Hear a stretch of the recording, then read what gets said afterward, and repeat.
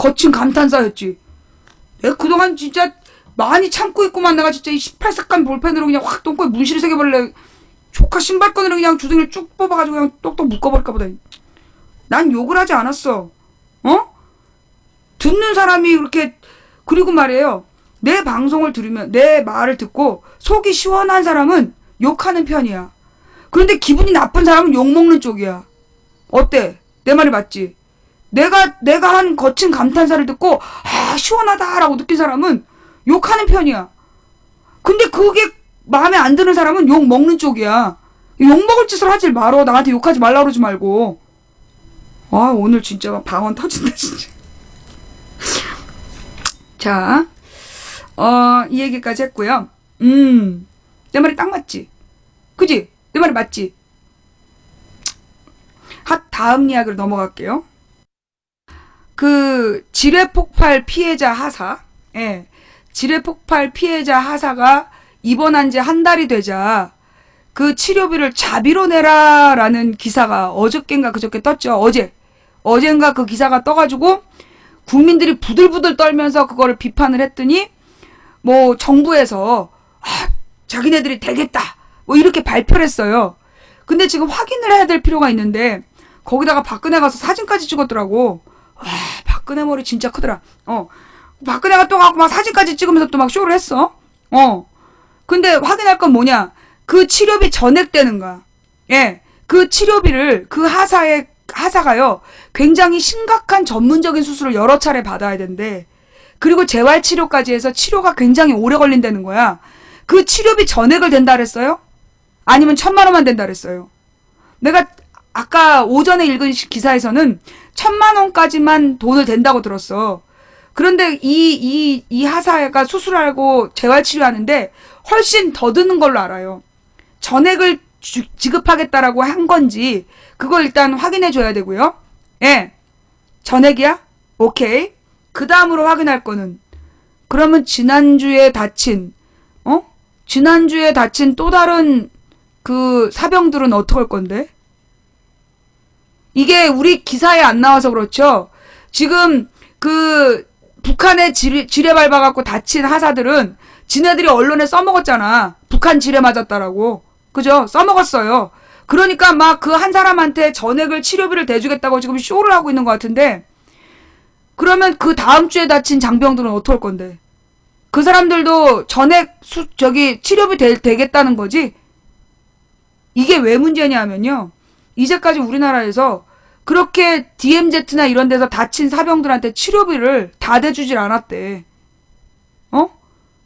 평생 장애를 입어도 배상금이 없고, 다친 사람들 치료도 끝까지 안 해주고, 그냥 군대에서 다친 뭐 하는 줄 알아? 의가사 제대. 들어봤어요? 의가사 제대라고 그냥 제대시키는 거야. 그랬어요. 이게 우리나라 병역법이 잘못되어 있는 거야. 병역은 국가 공무이고, 국가 공무 수행 중에 다쳤으면, 죽거나 다쳤으면 그에 따른 배상을 해야 될 거 아니야. 근데 그거 왜 안 내는 줄 알아? 이것도 누가 만들었겠어? 지금의 군사보상제도 누가 만들었겠어? 그 박정희가 틀을 세운 거 아니야. 이거 제대로 고쳐야 됩니다. 제대로 고쳐서 그 하하사뿐만 아니라 군 복무 중에, 내가 그랬잖아. 내가 감옥을 갔을 때 우리 방에 어떤 아줌마가 잡혀왔어. 이 아줌마가 왜 잡혀왔냐 그랬더니 그 아줌마가 부잣집의 전문 요리사였어. 전문 요리하는 아줌마였는데 조카도 아프고 언니도 아프고, 그러니까 조카 둘도 아프고 언니도 아프고 셋 다 아픈 가족을 이 아줌마가 돌봐야 됐던 거야.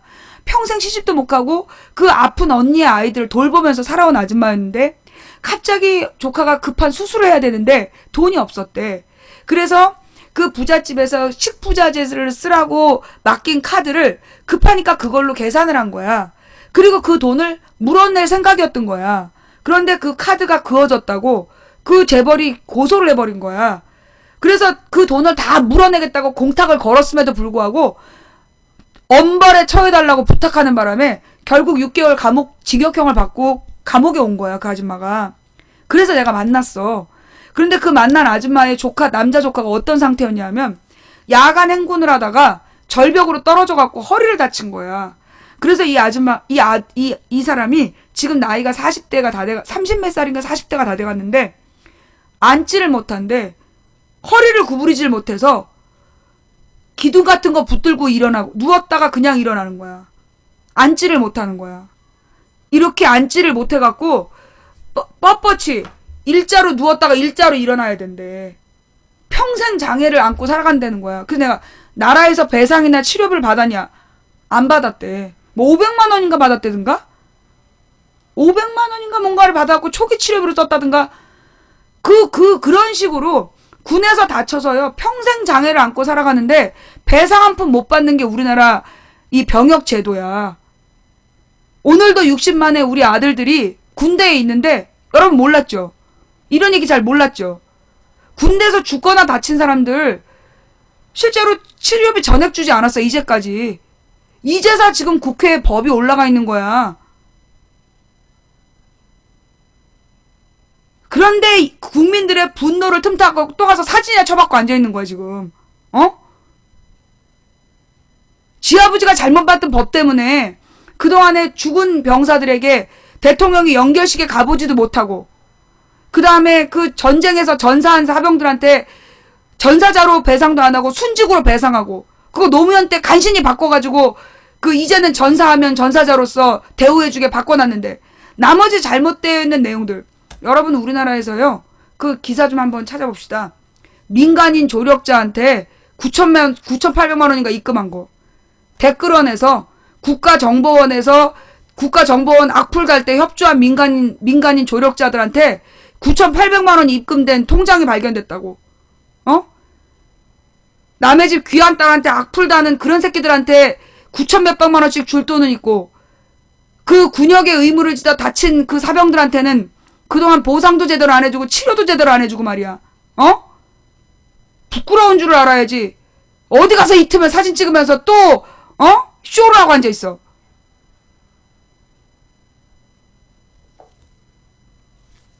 그 기사 좀 찾아봐봐. 민간인 조력자 9천만 원인가 하여튼 그 한 번에 9천만 원 나간 통장이 발견됐어. 자, 그 얘기 하나 하면서 이걸로 끝날 게 아니라 매우 중요한 기사가 하나 있어요. 예. 그 존 메릴 미 국무장관 인터뷰 경향신문 단독인데요. 그것 좀 갖고 와보세요. 존 메릴의 미 국무장관인데, 전 국무장관? 아니야. 미 국무부 국장이구나. 예. 존 메릴 미 국무부 국장의 인터뷰 내용. 지금 생방송이에요. 예. 그 인터뷰를 좀 갖고 와 주시고요. 자, 중요한 얘기 빼먹었다. 아주 중요한 얘기인데. 그 인터뷰 기사 올 때까지, 무슨 얘기냐. 금요일날, 우리가 금요일날 기억하세요? 박원순? 박원순 아들이 병역을 기피했다는 그런 개소리를, 퍼뜨려가지고 박원순 시장을 검색어에 올리고 별생 쇼를 했었잖아요. 그죠? 그래서 우리가 박 시장 아들에 대해서, 그 박 시장 아들의 병역에 대해서 허위사실 유포하는 언론 보도들을 전부 다 수집하기로 했잖아.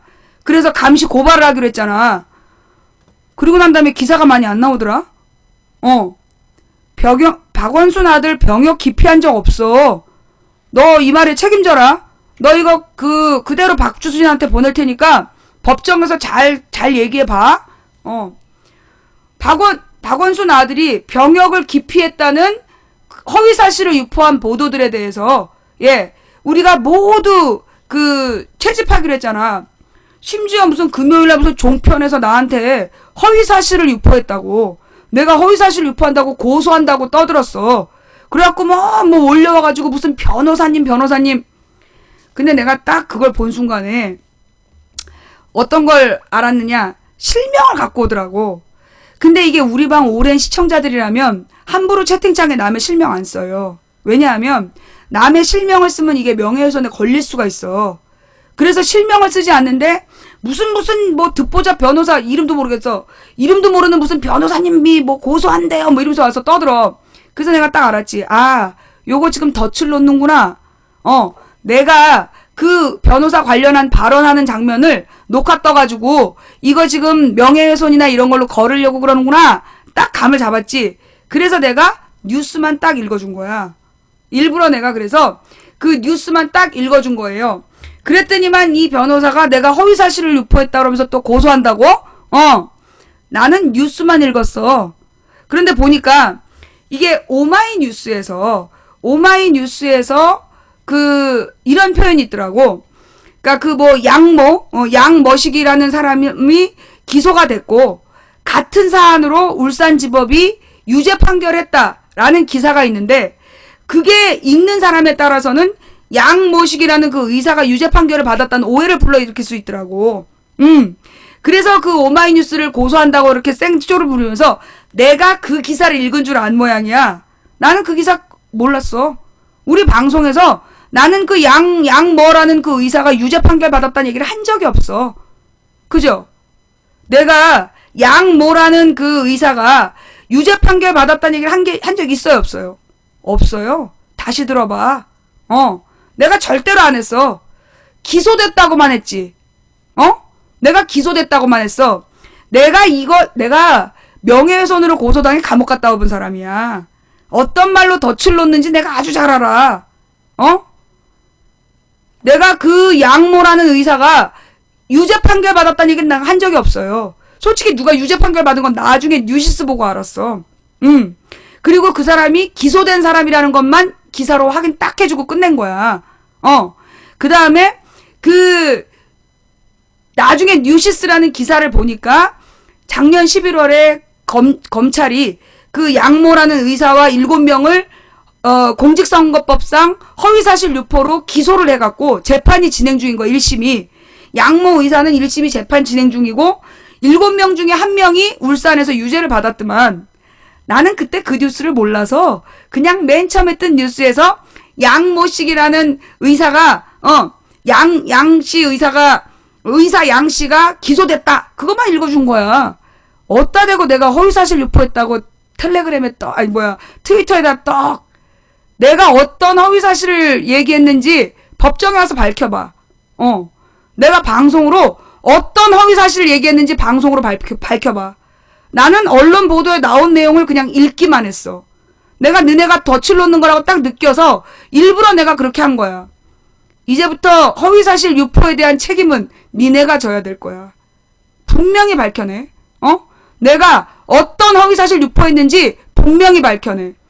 그 다음에 내가 트위터로 박주신은 병역을 필했고 또 그의 MRI는 사실임이 이미 확인됐다. 100% 나는 믿는다라고 썼더니 전문가의 의료적 식견을 무시하냐고 누가 트위터로 시비를 걸었어요. 그때 답장을 했지. 세브란스 병원 원장이랑 대한영상학회 학회장은 의료적 전문성이 떨어지는 거구나. 이렇게 댓글을 쓴 다음에 트위터에 신고를 했지. 나를 괴롭히는 사람. 네. 내가 누구들이 하는 짓거리를 9년째 봤어, 여기서. 9년째. 뻑하면 명예훼손으로 걸겠다는 둥. 법정에 가보자고. 나 고소한다며. 오케이, 고소해봐. 먼저 니네가 방송까지 나와서 고소한다 그랬지? 고소해봐. 법정에서 밝히자. 너네가 내가 허위사실 뭘 얘기했는지 분명히 밝혀. 책임은 니네가 지는 거야. 내가 이번에 배웠는데 민사소송을 건 측에서 허위사실을 유포했잖아. 그러면 그쪽에서 내 변호사비까지 되더라? 나 이번에 변호사 최고로 비싼 사람 선임하려고. 나 민사 변호사 아주 비싼 변호사 선임할까 지금 알아보는 중이야. 먼저 허위사실 유포한 쪽에서 그 비용 다 돼야 되더만. 해보자고. 한번 해보자고. 어따 대고 허위사실 유포야. 그러면서 여러분 있잖아요. 나 진짜 너무 놀랬어. 금요일날 내가 열받아가지고 우리 언론 감시단을 만들자. 불공정한 언론 감시단을 만들자 그랬잖아. 전 세계에서 그거 같이 하겠다고 텔레그램을 보내왔어요. 외국에서 후원할 활동은 못하더라도 뭐 후원을 하겠다. 페이 뭐가 있대. 해외에서 돈을 보낼 수 있는 무슨 뭐가 있대. 뭐가 있대. 그거를 만들어 달래. 페이팔? 그게 뭐예요? 그게 외국에서 입금할 수 있는 그런 계좌인가 봐? 그런 걸 만들어 달라는 너무 많은 얘기가 나오고, 그 다음에 막 자기는 정말 돈이 없는 학생인데 몸으로 돕겠다. 그런 사람들. 애기 엄마. 그 다음에 이제까지 아무것도 모르고 살아왔는데 청소라도 하겠다는 분도 계셔. 어머, 너무너무 감동적으로 많은 분들이 뭐라도 하게 해달라고. 예. 문제는 뭐냐면 내가 그분들을 지금 다 정리를 해야 돼. 그래서 그분들한테 메시지를 띄워야 되는데 너무 많아가지고 이걸 메시지를 어떻게 띄워야 되나 그게. 그러니까 여러분 잘 들으세요. 나는 개별적으로 내가 텔레그램으로 보낼 수가 없을 것 같아. 너무 많아서. 그 또 이분들을 따로 단체방을 만들면 틀림없이 거기서 작업을 해. 누군가가 막 이간질을 시키고 문제를 일으켜. 그래서 여러분이 나한테 개별적으로 보내주신 그 텔레그램을 저는 절대 하나로 모으지 않을 거예요. 그리고 나는 방송으로만 얘기할 거야. 방송으로만 얘기할 거니까 대신 여러분이 거기 오시고 싶은 분들은 먼저 저한테 본인의 신분증에 그 주민번호 뒷번호 있죠. 본인의 그 주민증 있잖아. 주민증에 얼굴하고 사진 나오잖아요. 주민번호 뒷번호 테이프로 가리고 그 다음에 주소의 뒷부분을 테이프로 가려서 어느도 그러니까는 광역하고 기초까지만 나오게. 뭔 말인지 알겠지? 주민증에서 왜냐하면 얼굴을 확인해야 될 것 같아 내가. 어떤 분은 이제 다른 신분증을 보내신 분들 있거든요. 괜찮아요. 다른 신분증도 좋습니다. 다만 그게 어디 신분증인지 밝히셔야 돼요.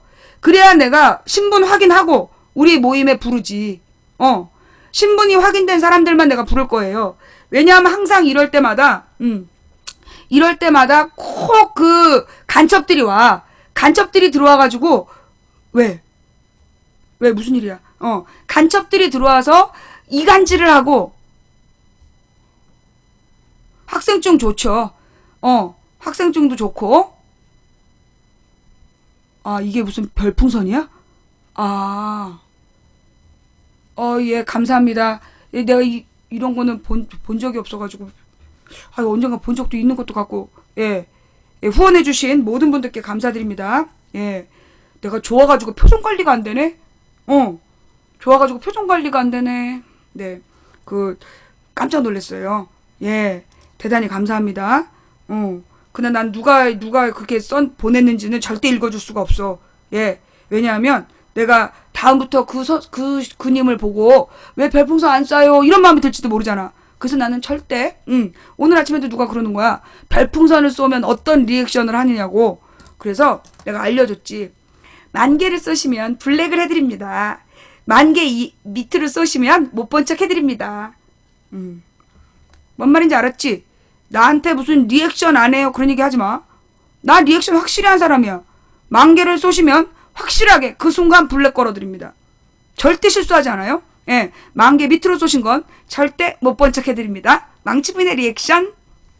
자, 하던 얘기 마저 합시다. 그래서 우리 심지어는 우리 친언니가 전화를 했어. 그 언론 감시단 그 너무 잘하는 거라고. 우리 친언니 뉴스를 보면 가슴이 아파하고 뉴스를 못 보는 우리 친언니가 전화를 해가지고 어머 얘 너 언론 감시단 시민단체 그거 너무 생각 잘했다 이러면서 얘 너 진짜 그 생각 잘했다고. 깜짝 놀랐다니까요. 우리 언니가 옛날부터 이제 내가 이제 늘 이렇게 어려운 일을 하면서 뭐 구속되고 뭐 이러는 걸 늘 지켜보면서 아용 그런데 우리 언니가 언론을 감시하는 시민단체를 만들겠다라는 거 너무 잘했다고. 우리 홍보도 너무 잘했다라고. 너무 좋은 생각인 것 같다고. 그러면서 나는 솔직히 뭐가 걸렸냐 하면 지금 이런 언론 운동을 하던 단체들이 몇 개 있어요. 그런 단체들이 있는데 내가 또 하나를 만든다는 게 나는 이게 단체 많아지는 걸 싫어하잖아. 단체를 또 하나 만든다는 게 그게 좀 문제가 되지 않을까 싶었어.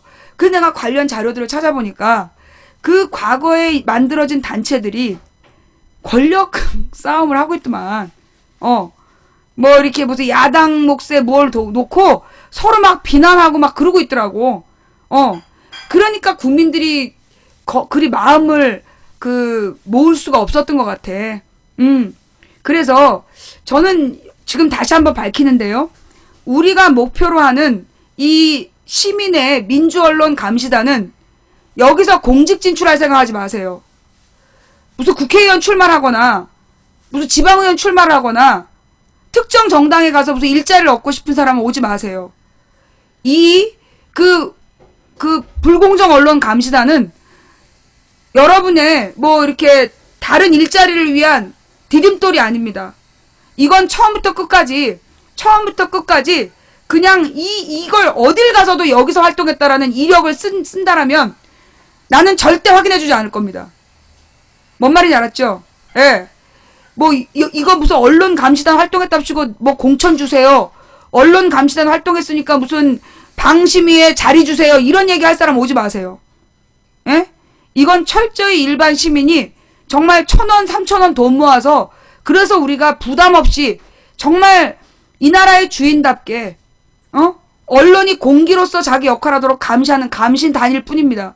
절대 이걸 근거로 해서 무슨 이력으로 삼으려는 사람은 절대 오지 마세요. 그러면 얼굴 들이밀고 무슨 이걸로 출마할 사람들 절대 오지 마세요. 뭔 말인지 알았어요? 예. 자, 하여튼 우리가 지금 만들려는 이 언론 감시단은 이게 왜 중요하냐면 우리가 특정 정당에서 정당 출마하려는 사람이 들어오면 우리의 활동이 욕을 먹는 거야. 어느 특정 정당에 유리하게 그 활동하려는 거 아니냐. 그런 욕을 먹을 수 있어요. 예. 그래서 그 출마를 하려는 사람은 절대 우리 모임에 오지 마세요. 예. 어느 특정 정당 후보로 출마하고자 하는 사람은 절대 우리 모임에 오지 마세요. 이 모임은 정말 아줌마, 아저씨, 학생, 노인, 우리 혼자서는 아무것도 힘을 낼 수 없는 사람들이 모여서 어르신들 노인정이나 이런 데 맨날 틀어놓잖아. 그 노인정에서 무슨 말을 했는지 그거 기록해서 알려주는 거야.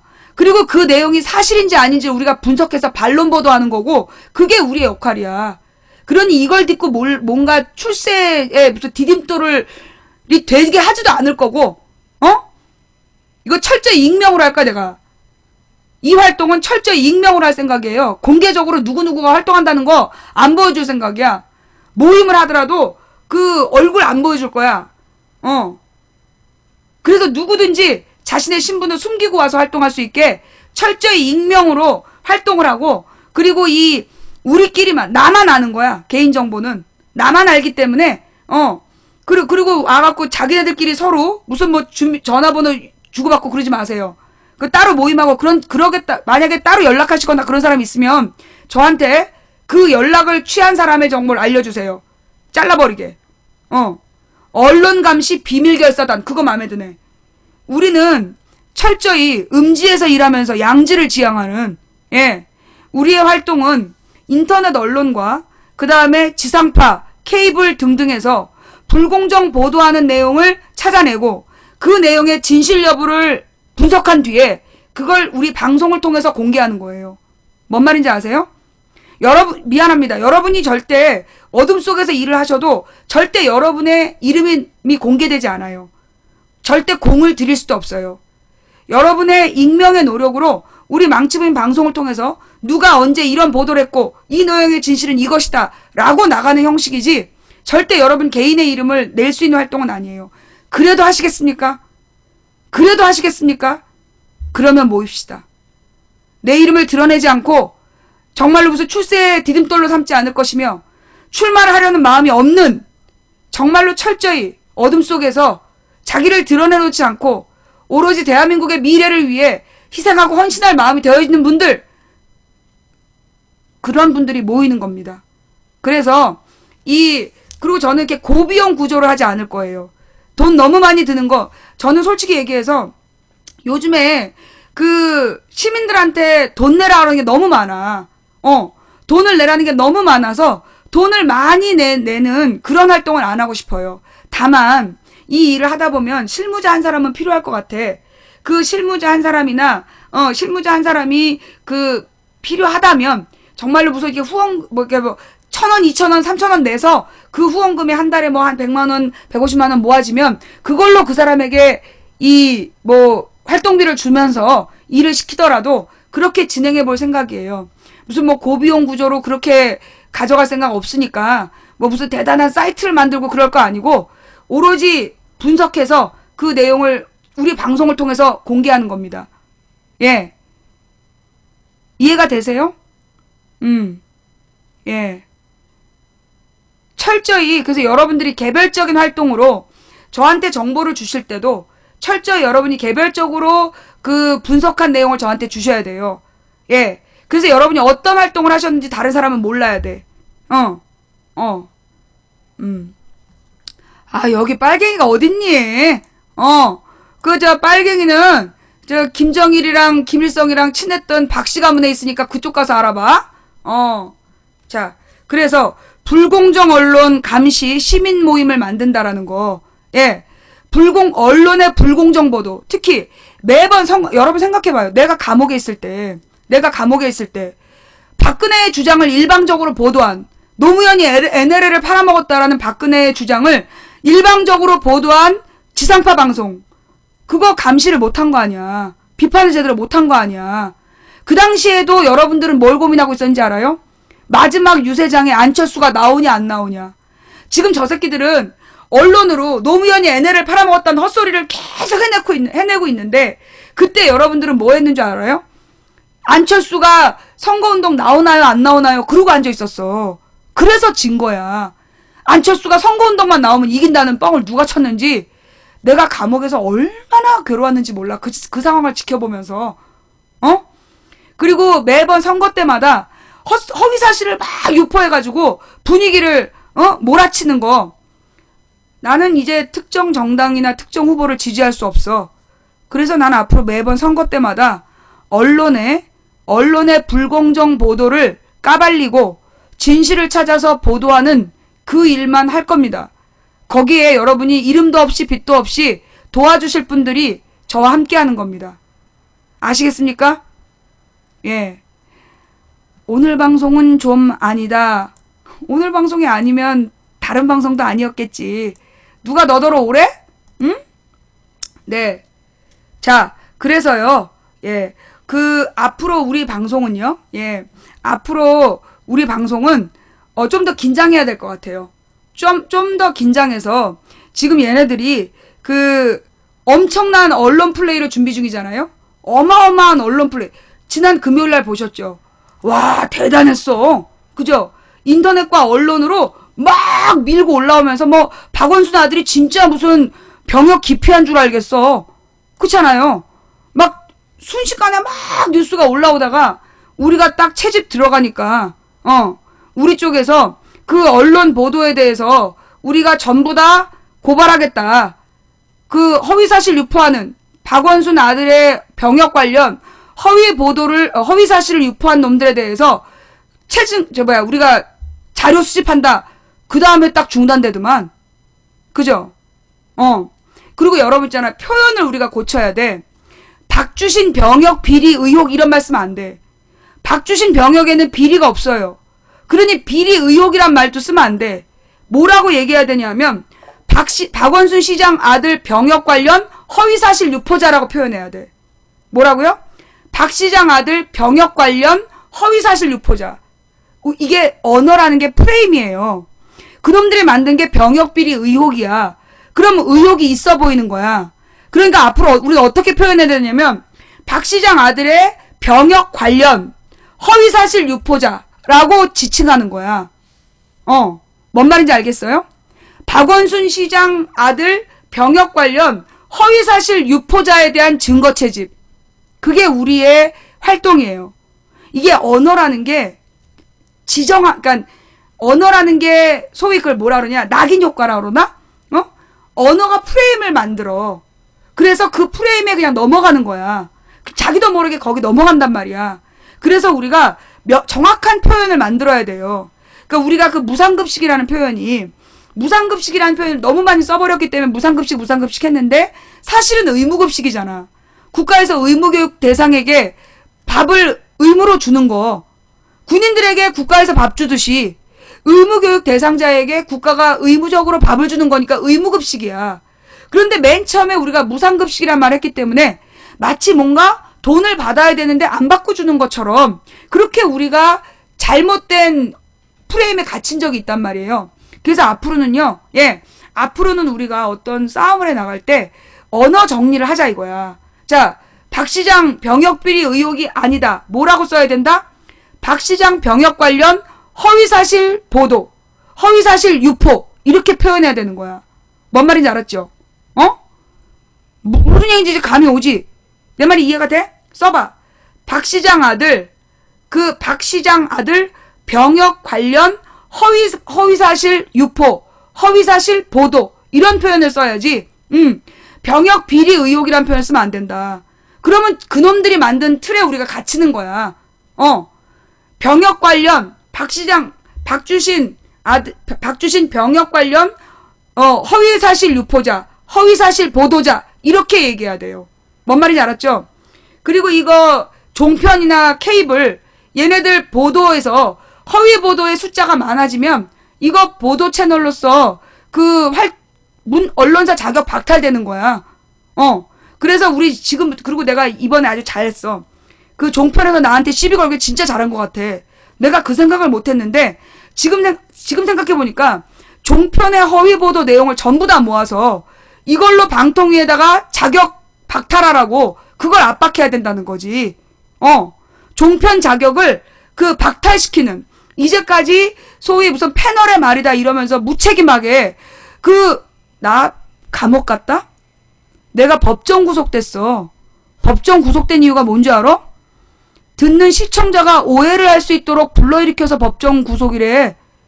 그러면 그 패널의 무책임한 말들을 그냥 보도해서 시청자들을 오해하도록 만든 거, 그거 법정 구속감이야.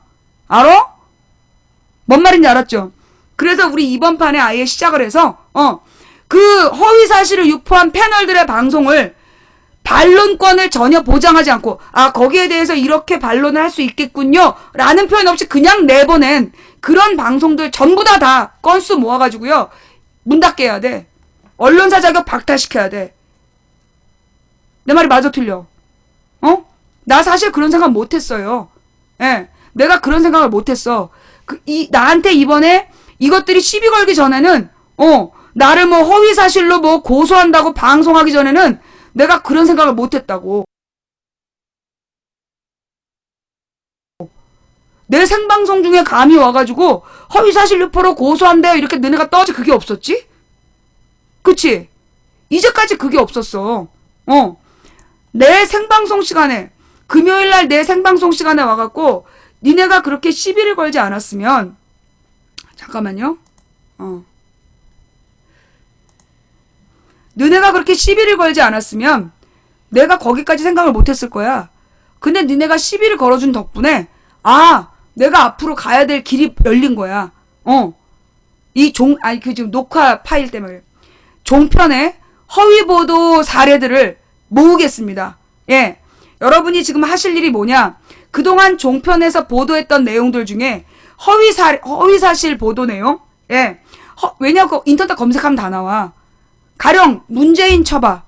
문재인 딱 치면 문재인에 관해서 허위사실 보도한 거 많잖아. 문재인이 빨갱이라는 둥, 노무현이 NLL을 팔아먹었다는 둥, 노무현이 뇌물을 받고 어쨌다는 둥, 김대중이 북한의 지령을 받고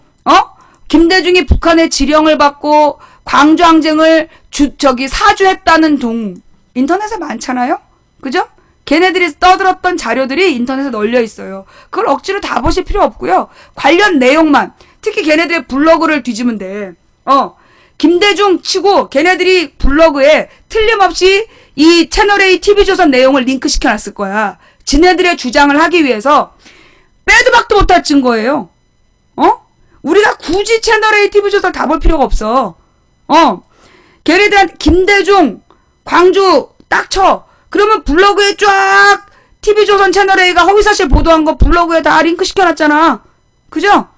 네. 그런 거 전부 캡처하세요. 네. 또, 문재인 치고, 문재인 빨갱이 치고 블로그 쫙 뒤지면 그동안 무슨 방송했는지 다 나와. 내 말이 맞지? 그지? 내 말이 맞아 틀려? 그렇게 하면 나와요 안 나와요? 다 나오죠? 우리 다 볼 필요 없어. 솔직히 얘기해갖고 나 이거 몰랐어. 블로그에 그렇게 링크되어 있는 거 몰랐어. 좀 아까 알려주신 거야, 좀 아까. 조금 아까 알려주신 거야. 블로그에다가 얘네들이 지네들도 자신 없으니까 채널A TV조선 링크 시킨단 말이야. 그 뻘소리들 해놓은 거. 그런 거를 블로그를 뒤지면 된다는 거야. 나는 몰랐잖아, 그거를. 솔직히 이걸 어떻게 모으지? 이 많은 그 허위사실 유포 자료를 어떻게 모으지? 블로그를 검색하라는 거야. 아니, 블로그를 검색해서 어떻게 한대요? 다 링크가 되어 있다는 거야. 진짜 그래요? 정말로 블로그에 김대중 빨갱이 그러면 거기 관련된 그 종편 프로그램도 다 링크되어 있어요? 응? 아니, 네이버에 가봐. 네이버 블로그에 널려있대. 네이버 블로그에 널려있다니까. 네이버 블로그에 널려있는, 그리고 트위터에 막 그렇게 RT된 내용들, 그런 것들 뒤지면 된대요. 네. 와, 걔네들의 작업해놓은 거를 우리가 역추적하면 되는 거야. 나 몰랐어, 이거를. 이거 괜찮은 방법이지. 그지? 그냥 앉아서 우리는 그냥 앉아서 그냥 거두면, 뭐라 그러냐, 이거.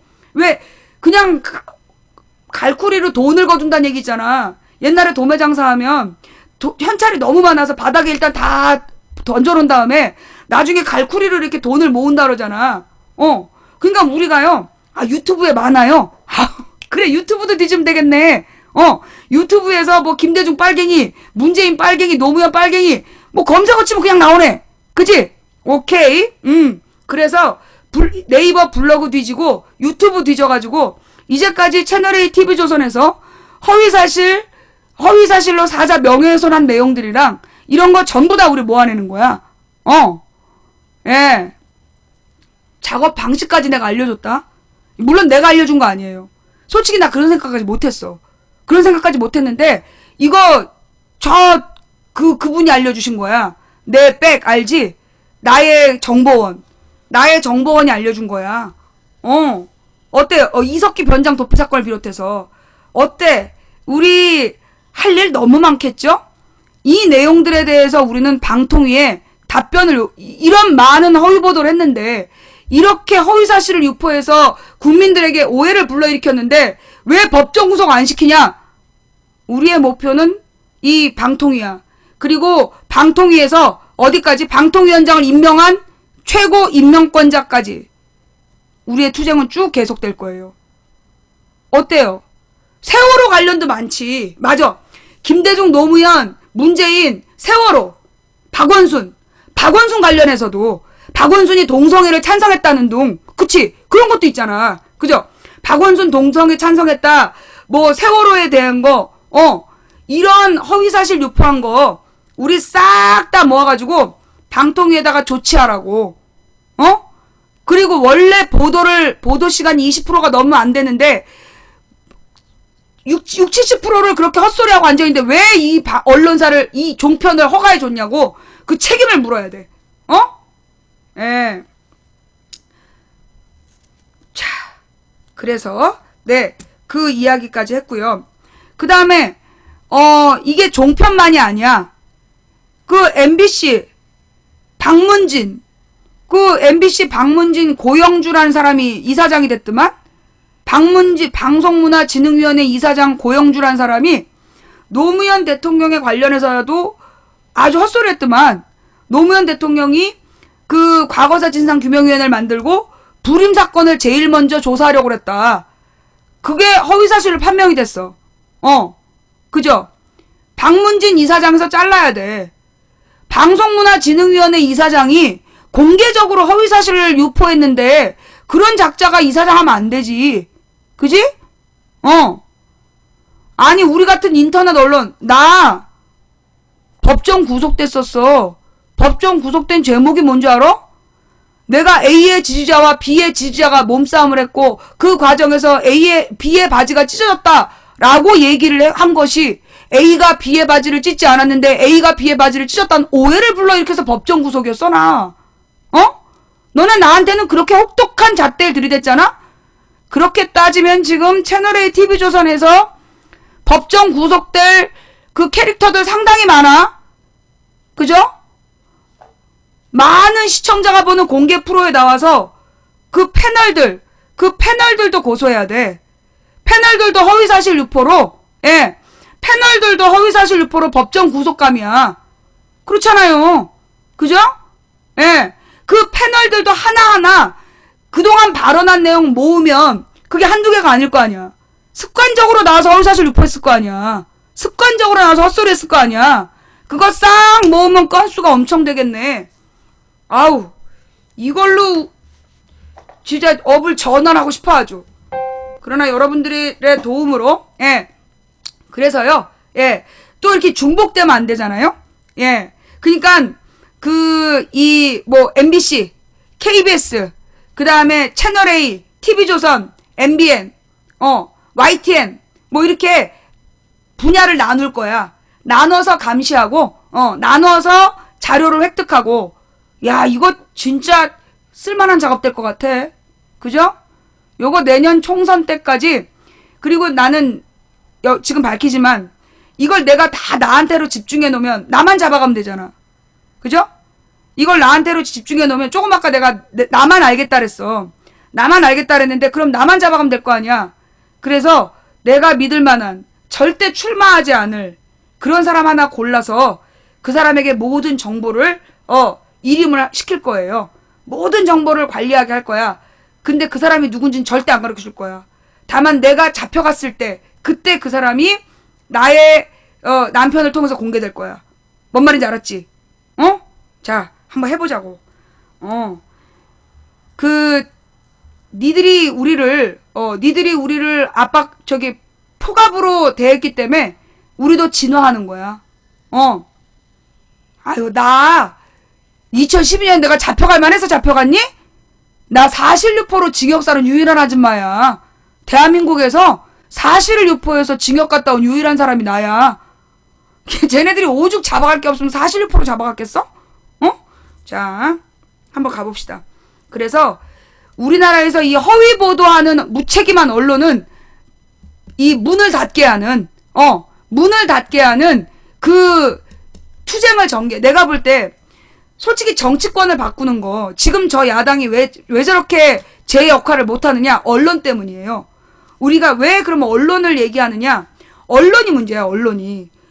정치권에서 똑바로 일하는 사람은 언론에서 누구도 다뤄주지 않아. 그리고 제대로 못하는 놈들만 언론에서 끊임없이 자극적으로 띄워. 그러니까 일을 열심히 한 사람들은 손해를 보는 거야. 이 모든 잘못된 정치 구조가 누구 때문이야? 언론 때문이야. 그래서 우리는 KBS, MBC, SBS, YTN, 뉴스 Y, 채널A, TV조선 이 언론들을 감시하는 거야. 이 신문 언론보다 영향력이 큰 게 방송 언론이에요. 방송 언론이 24시간 허위 사실을 유포하고 있기 때문에 그로 인해서 국민들이 잘못된 판단을 하는 거야. 이거 바로잡는 운동, 우리 국민운동으로 전개해야 돼요. 언론이 공정한 보도를 하지 않았을 때 민주주의는 심각하게 훼손되는 겁니다. 이거는요, 여러분 제가 아까 페이스북에도 썼지만 언론이 거짓말 한다는 거는 이거는 지주의 땅에서 소장농이 농사를 지면 그걸로 지주한테 그 어느 정도 갖다 내야 되잖아. 그걸 훔치는 마름의 짓이고 또 임금에게 충신을 간신이고 역적이라고 충신을 역적모의했다라고 허위로 잃는 간신과 같고 무엇보다 요즘 말로 치면 여러분의 월급 봉투를 지 마음대로 웬 놈이 허락 없이 쓰는 것과 똑같은 거예요. 여러분의 집문서를 지들 멋대로 담보 잡혀서 대출 받아갖고 펑펑 쓴 거나 마찬가지야. 언론이 거짓말한다는 건 민주주의의 우리 주권에 대한 도둑질이에요. 우리를 기만하는 거고 우리를 사기하는 거고 절대 용서할 수 없는 짓거리예요. 그래서 우리는 이 언론을 바로 세우는 게 이게 우리가 민주주의를 만들어가는 데 있어서 가장 기초적인 거구나. 예. 이 어떤 인터넷 언론이 아주 대표적으로 박 시장에 관한 허위사실 계속 유포했죠. 이건 사장을 구속시켜야 돼. 계속 어느 인터넷 언론 뭐 이름 없는 인터넷 언론사에서 지금 총대 메고 박 시장한테 시비 걸고 허위사실 유포하고 있는데 이건 사장을 구속시켜야 돼. 그렇게 무수한 허위사실을 계속 유포하는데 사장이 이거 책임져야 될 거 아니야. 왜? 언론 3사 자료, 언론 3사의 뭐라 그러지? 출구조사 내용, 40초 뒤에 발표했다고 지금 손석희 기소됐잖아. 그러면 말도 안 되는 허위보도 계속 해대는 언론사 사장도 기소돼야지. 그래야 공평하잖아. 그게 대한민국 아니야. 만인은 법 앞에 평등하다. 그게 민주주의거든. 너네 손석희한테 기소하고 지랄했지? 여러분 있잖아요. 인터넷 신문들도 허위사실 유포하는 언론사 사장을 타겟으로 잡아야 돼. 사장을 타겟으로 잡아야 돼. 심지어 어떤 처음 보는 언론사가 박 시장의 아들의 MRI 영상을 보고 해외 의학자들이 동일인의 것으로 볼 수 없대. 해외 의학자들 이름 깔아. 해외 의학자 이름 못 가면 너 고발할 거야. 유권자에게 허위 사실을 유포하는 언론사는 법정 구속돼야지. 안 그래? 그래야 공정하지. 내가 혹한에 감옥 갔다 와서 배웠거든. 응? 내가 당한 대로 다 같이 경험 한번 해야 되지 않겠어? 자, 이렇게 해서 오늘의 시사 이야기는 여기까지. 요 중요한 마지막 그 중요한 기사라서 읽어드릴게요. 존 메릴 전 미 국무부 국장 단독 인터뷰. 박 대통령은 드레스덴 선언을 뒤로하고 신뢰 프로세스로 돌아가야 한다. 이게 무슨 얘기일까요? 예. 존 메릴 전 미 국무부 정보조사국 동북아 담당 국장 인터뷰. 한마디로 우리 지역에 대한 전문가란 얘기야. 해경 탑승자 21명 추정, 생존 사망, 이거 무슨 얘기지? 이거 딴 얘기고. 예. 몇 척이라도 안 보이면 다들 긴장. 얘들이 지금 뭐 하려는 건지. 미 국무부에서 북한 정보 분석을 30년 가까이 한, 잘 들어. 이거 중요한 얘기야.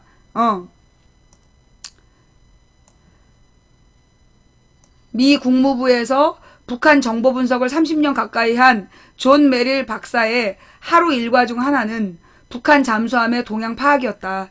지난달 남북한 무력 충돌 위기 때 북한이 잠수함 50여 척을 움직였다는 첩보가 공개되자 그는 깜짝 놀랐다. 핵무장을 하고 잠수함 50척을 동시에 동원하는 군대의 능력 앞에 붕괴를 언급하는 것은 어불성설일 뿐만 아니라 위험하다고 그는 말했다. 이거 무슨 얘기인지 알겠어요? 일단 얼리고 설명할게요. 이거 굉장히 중요한 얘기라 요원들이 또 지랄할까봐 얼리고 설명할게요. 이게 무슨 얘기냐면 지금 이제 물론 그 50여 척이 안 보인다고 얘기했잖아. 응? 그 무력 충돌한다고 8월 말에 쇼할 때 8월 26일, 27일 이렇게 24, 5일 쇼하던 순간에 북한 잠수함 50척이 동시에 사라졌다.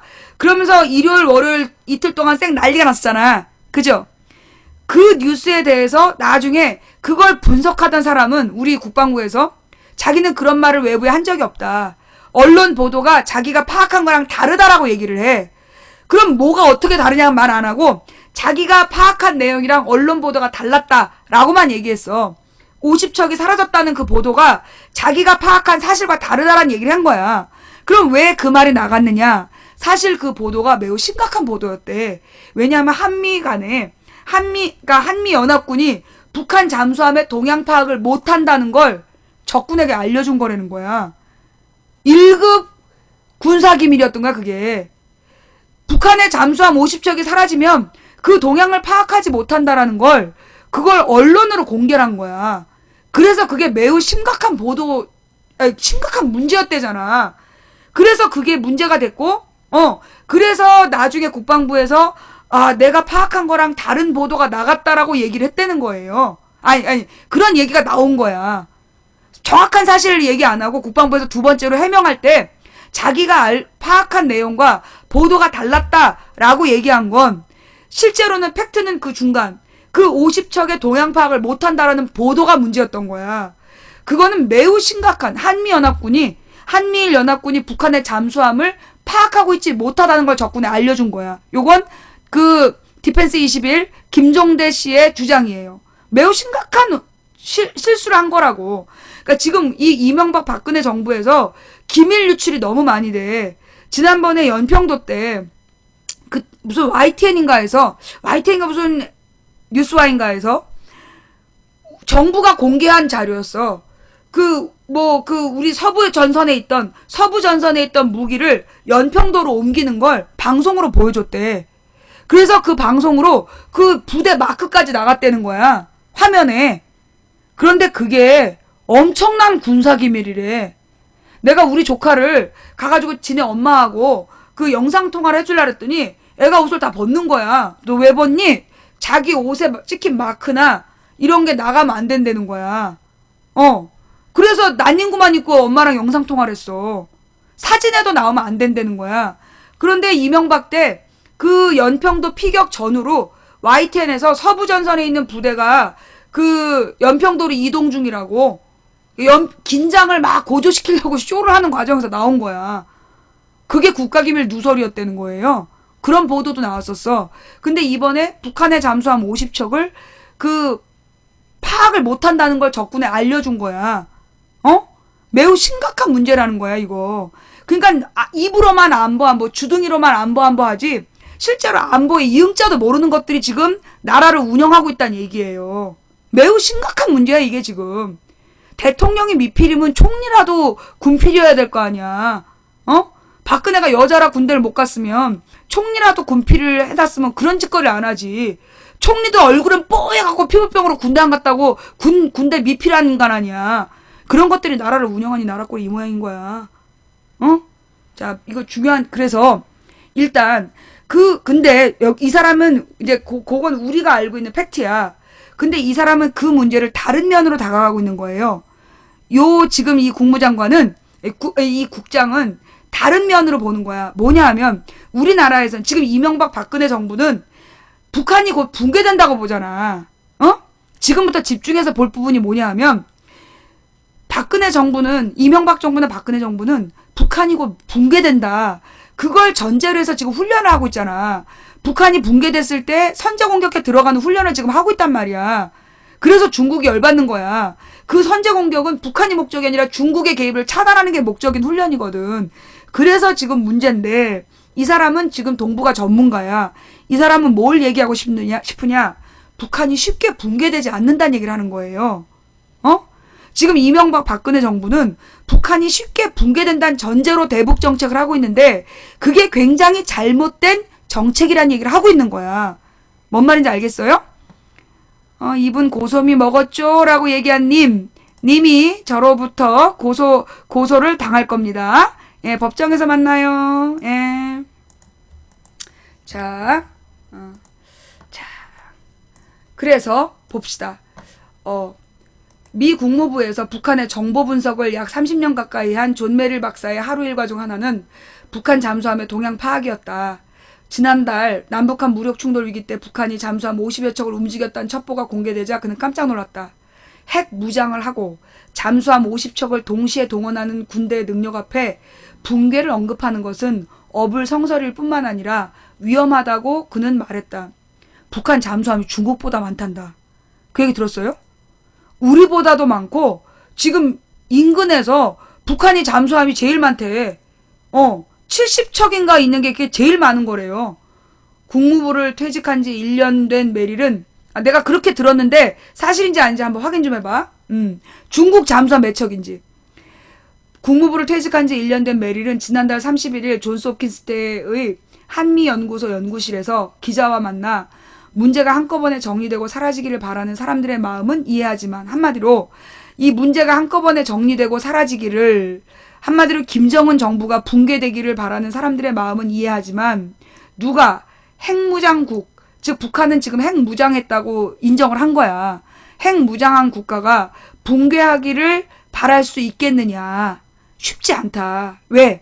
이어 누군가 북한을 공격하지 않는 한 북한이 핵무기를 쓸 유일한 시나리오는 체제 붕괴라며 체제 붕괴가 임박했다고 판단하면 핵 사용 옵션은 천문학적으로 올라가는데 이런 상황에서 압력을 넣는 것이 우리가 정말 원하는 것인가? 라고도 했다. 이게 뭔 말인지 알겠어요? 응? 이게 지금 무슨 말인지 알겠어? 핵무장 국가가 지금 북한 핵무장 국가야. 그런데 얘네가 붕괴되기를 함부로 바랄 수 없다. 무슨 얘기냐? 누군가 북한을 공격하지 않는 한 북한이 핵무기를, 즉 갖고 있는 핵무기를 쓸 유일한 시나리오는 체제 붕괴가 임박했다는 판단이 들 때다. 우리는 전문가가 아니잖아. 이 사람은 30년 동안 북한 연구한 사람이야. 30년 동안 북한을 연구한 미국의 국무부 국장이 지금 하고 있는 얘기예요. 이 미국 국무부 국장이 30년 동안 북한을 연구한 사람인데, 이 사람이 누군가 북한을 공격하지 않는 한 북한이 핵무기를 쓸 유일한 시나리오는 체제 붕괴라며, 체제 붕괴가 임박했다고 판단하면 핵 사용 옵션은 천문학적으로 올라가는데, 이런 상황에서 압력을 넣는 것이 우리가 정말 원하는 것인가? 에? 무슨 얘기인지 알겠어요? 예. 그래서 자, 또 물타기 하는 요원들 들어왔으니까 얼리고, 그게 위험하다. 북한의 붕괴론을 함부로 말하지 말라는 거야. 이게 김대중 노무현도 그랬던 거예요. 북한의 붕괴를 함부로 이야기하지 마라. 그럼 더 극단적인 방법을 쓸 수 있다. 메릴이 1962년 쿠바 미사일 위기의 견주는 이번 위기가 대화로 타결될 것에 안도한 것도 이 때문이다. 사실 여러분 그거 알죠? 우리 정부에서 언론에다가 B-52가 온다고 계속 뻥치고 자랑을 했어. B-52가 뭐예요? 일본의 원자폭탄을 투하했던 그 핵 공격함이라며. 공격 비행기. B-52가 온다고 막 우리 언론에서 막 신나서 떠들었잖아. 그래가지고, 그래서 한미연합훈련이 중단됐었대. 한미연합훈련이 중단되고, B-52 오겠다는 계획이 취소된 것이, 그게 북한이 어떤 짓을 할지 모른다라는 매우 심각한 상황 판단 때문이었다는 거야.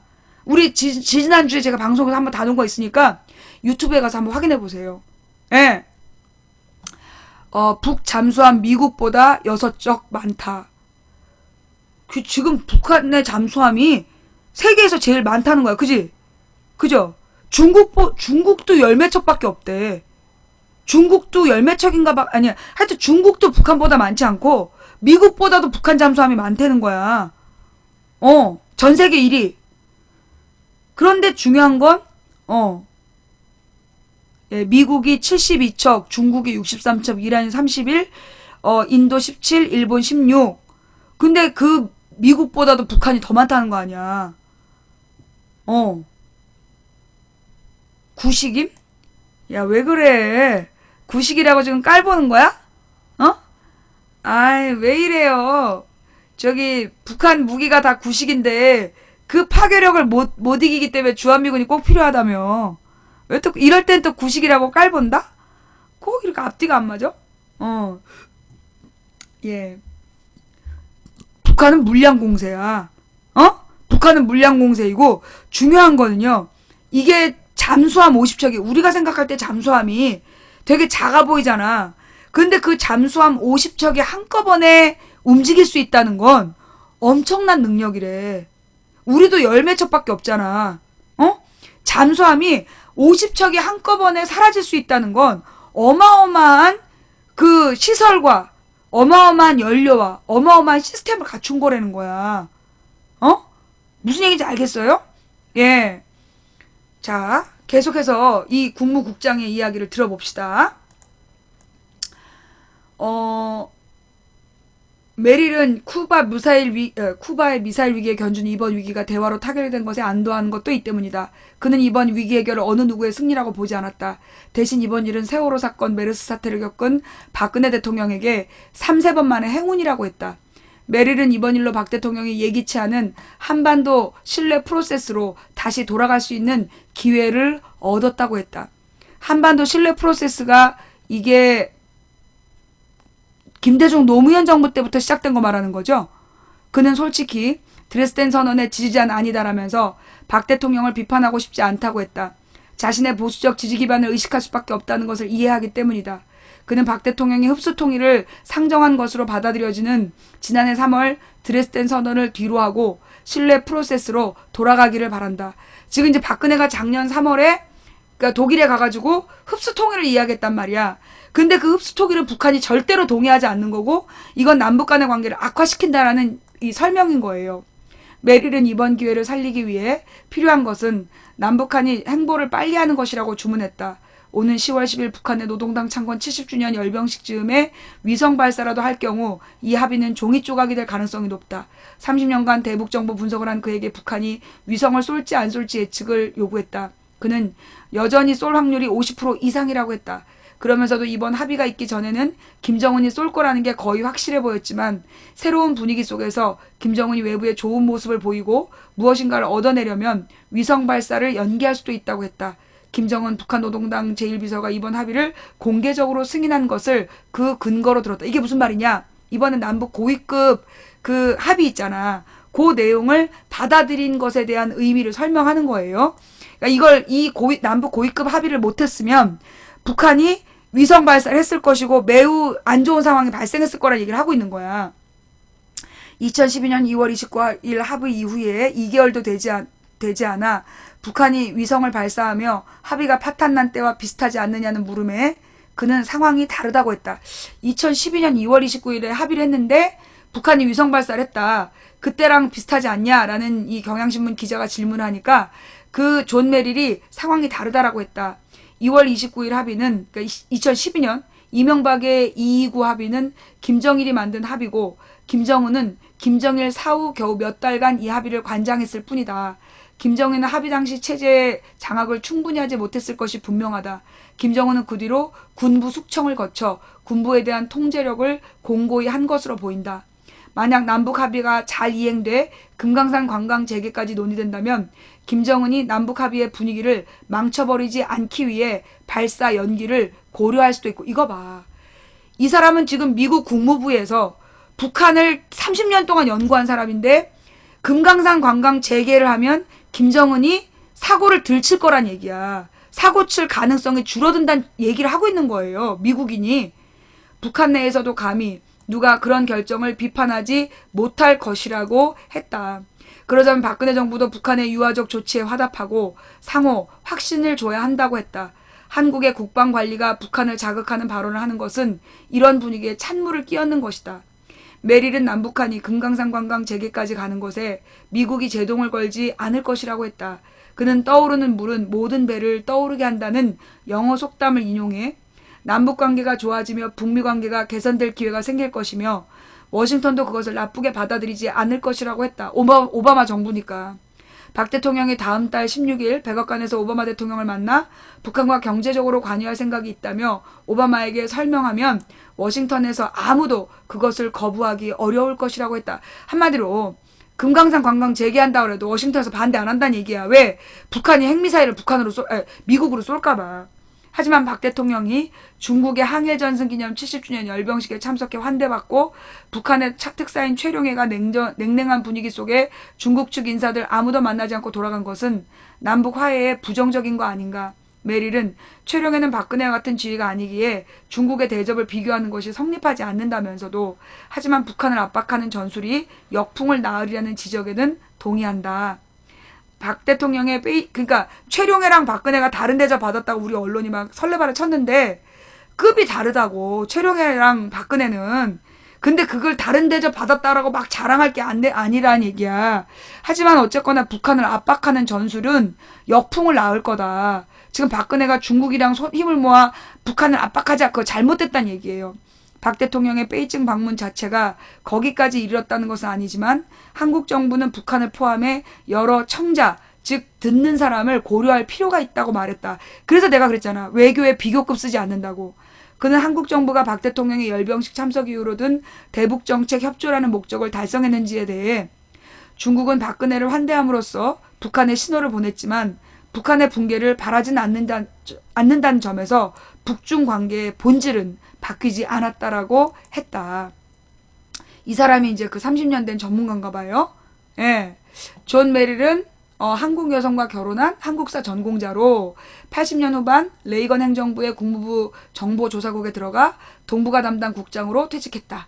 오바마 행정부의 대북 전략 인내 정책의 비판자이며 229 합의가 북한의 위성 발사로 깨진 뒤에도 미국이 북한과 계속 대화를 해야 한다고 주장한 미국 정부 내 거의 유일한 인사다.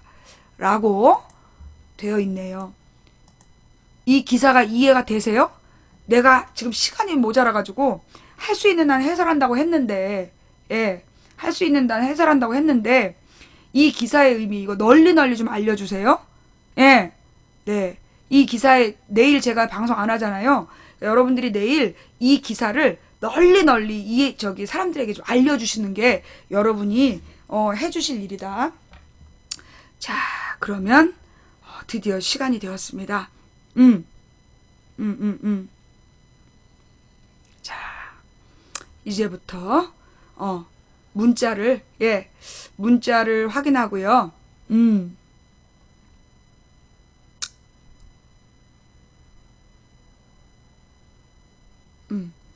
그다음 별로 인생 상담 하겠다는 사람이 없네요. 예. 더 이상 지금부터 보내시면 안 돼요. 지금 시간 10시 45분 이후에 들어온 문자는 읽지도 않고 다루지 않겠습니다. 저는 고등학교 3학년 수험생인데 중2 때부터 방송 가끔 봐왔거든요.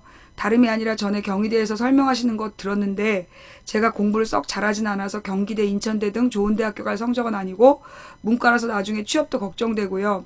꿈은 교사긴 한데 사범대 가려면 지방에 있는 사립대를 가야 하거든요. 그런데 제가 임용을 준비할 만큼 간절한 것 같진 않고요. 그냥 적성에 안 맞더라도 공대나 이과 쪽으로 교차 지원하는 것이 맞을까요? 너무 고민되네요. 전화상담 요망합니다. 감사합니다. 라고 했는데 죄송합니다. 문자로만 부탁드릴게요. 그리고 성적은 사범대가 아닌 그냥 문과로 4년대 간다면 경기대, 인천대 갈 정도 성적입니다. 라고 하셨는데요. 꿈이 교사긴 한데 사범대 가려면 지방 사립대를 가야 하고 그런데 임용을 준비할 만큼 간절한 것 같진 않고 적성에 안 맞더라도 이과 쪽으로 교차 지원하는 게 맞을까요? 기타 등등. 그러니까 지금 이 고3 학생은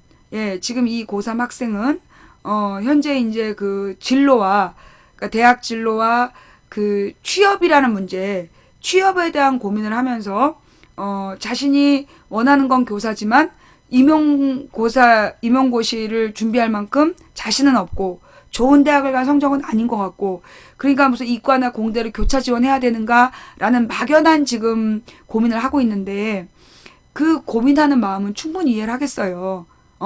고민하는 마음은 내가 충분히 이해를 하겠어.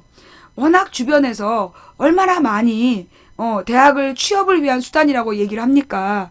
그래서 취업 때문에 어느 과를 가야 되나 내 꿈은 하고 싶은 건 있는데 그 취업 때문에 막 망설이고 있는 거잖아요. 나는 이런 말 해주고 싶어요. 현재 어느 대학을 나와도 취업이 되는 학교는 없어요. 서울대, 연고대 정도? 이 정도를 나와도 100% 취업되지 않아요. 네. 그래서 대학 진학을 취업 때문에 고민하지 마세요. 제가 볼 때 지금 님이 이 성적으로 어느 대학을 가든 취업은 안 된다고 봐요. 예. 저는 취업은 안 된다고 그걸 전제로 해야 된다. 그렇다라면 대학을 통해서 취업을 하려고 맘먹지 말고 내가 좋아하는 공부를 하세요. 님이 좋아하는 공부를 해서 님이 좋아하는 분야의 실력자가 되면 님이 일을 만들 수 있어요. 사람들이 만들어 놓은 그 취업으로 갈 생각을 하지 말고 님이 좋아하는 게 뭔지를 생각하세요. 그래서 님이 좋아하는 공부를 선택하세요. 그 일을 하고 나면 그래서 님이 좋아하는 일의 전문가가 되면 그때 님이 일을 창출할 수 있어. 창조할 수 있는 거야. 그러니까 취업 때문에 학과를 원하지 않는 과를 가지 마세요. 뭔 말인지 알겠어요? 네. 이 고3 수험생이 해야 될 일은 어중뛰게 취업 고민하지 마라. 어차피 이성적으로 지금 이 사회가 원하는 취업 스펙 쌓을 수 없어. 그러면 대학을 갈 형편이 된다면 가고 싶은 과를 가서 하고 싶은 공부를 하세요. 그래서 그 공부의 전문가가 돼. 공부를 열심히 해. 그리고 나면 님이 좋아하는 일을 잘하게 되면 그때 님이 할 수 있는 일이 생기는 거예요. 지금은 연고대 나와서도 취업 못한 사람 많아요. 그러니 대학하고 취업이 100% 연결되지 않기 때문에 취업을 배제하고 과를 정하세요. 그리고 인생의 공부가 될 만한 그런 과를 찾아서 가시는 게 저는 좋다고 생각합니다. 도움이 됐나 모르겠다. 그 다음 안녕하세요. 망치부님, 처음으로 상담 신청 문자 보냅니다. 제가 상담하고 싶은 내용은 다름이 아니라 저의 학업인데요.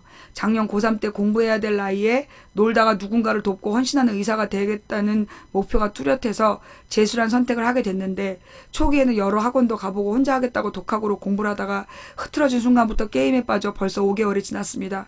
수능은 코앞이고 이대로 가다가는 사수 오수도 하게 생겨서 꼭 망치부인의 도움을 받고 싶습니다. 어려운 분들에게 돕고 헌신하는 의사가 되길 바라며, 님은 의사가 될 가능성이 없어 보여요. 네.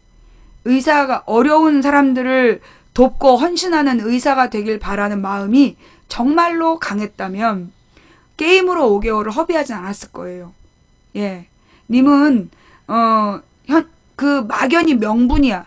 의사가 되고 싶은 명분으로 남을 돕고 헌신하는 의사라는 이야기를 하고 있지만, 한마디로 뽀대나는 과를 가고 싶은 거야. 뽀대나는 과를 가고 싶은데, 그런데 그 성적은 안 나오고, 그러니까 지금 그 게임으로 회피하고 있는 거예요. 예. 게임으로 회피하고 있는 거야. 이래서는 의사가 될 가능성은 제로에 가깝습니다. 일단 게임부터 끊고, 지금 님의 집에 있는 컴퓨터도 내다 버리고, 컴퓨터를 안방에다 코드 다 뽑아가지고 안방에 갖다 놓고 접속을 하지 말고, 그리고 모바일도 그 게임이 안 되는 그 투지폰으로 바꾸고, 그리고 남은 5개월 동안 단 한 번만 마지막 시험을 봐. 그래서 나온 성적에 갈만한 대학이 있으면 거길 가세요. 이런 수준으로는 의사 안 돼. 의사가 얼마나 되기가 어려운데. 지금 게임 5개월을 하면서 무슨 의사가 될 생각을 해. 의대에서 매주 몇 과목을 그 원어로 된 두꺼운 책을 외워가지고 그거 반 권씩 외워서 말로 대답해야 돼. 막 다다다다다 질문하는 거 다다다다다 답변해야 돼.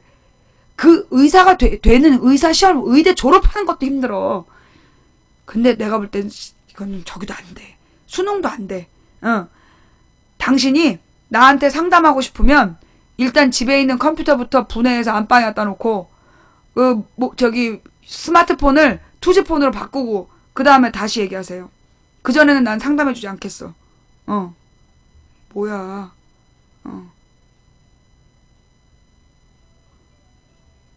예. 지금 내가 문자 보내지 말랬잖아.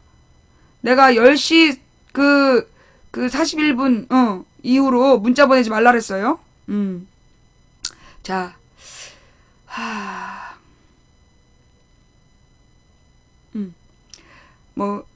이거는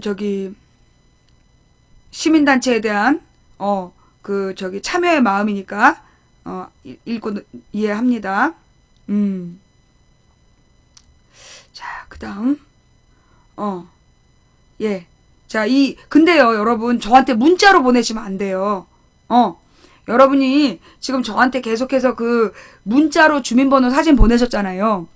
제가 여러분이 문자로 보내는 거는, 이 문자로 주고받은 내용 우리 정부가 다 볼 수 있어요.